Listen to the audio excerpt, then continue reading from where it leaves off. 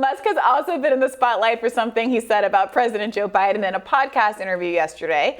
Musk, who said he has voted overwhelmingly for Democrats, suggests that Biden is an empty suit. He said, quote, "The real president is whoever controls the teleprompter," and that the Biden administration doesn't seem to get anything done.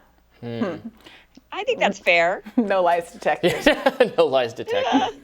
It just seems like that's probably an accurate statement. I mean, Joe Biden, how many times has Joe Biden stood up there and said, "Oh, I'm supposed to take a question now, or I'm supposed to leave now, or I'm supposed to do XYZ thing"? Like, who's telling you what you're supposed to do? You're the president of the United States. So who is controlling him? That's he what does use the language like of someone who's being very carefully handled.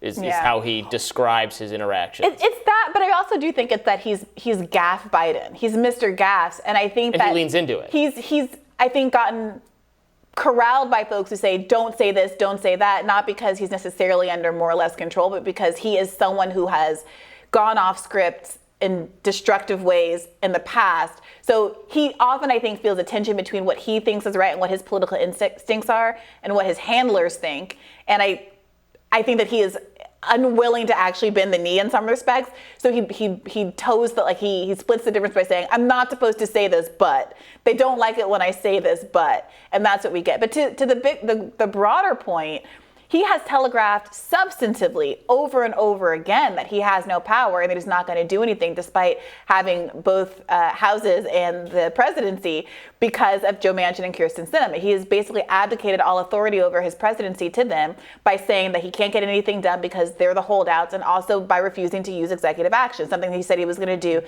in the beginning for no reason at all. No principled reason. He just said he wasn't going to do it. So he has telegraphed to the public that he is an empty suit. And now he's asking people to go ahead and vote for a neutered Democratic Party for reasons this fall. And unless, as we've talked about at length on this show, unless they come up with some pretty significant reasons of how that's going to change anything going forward, they're going to be in big trouble.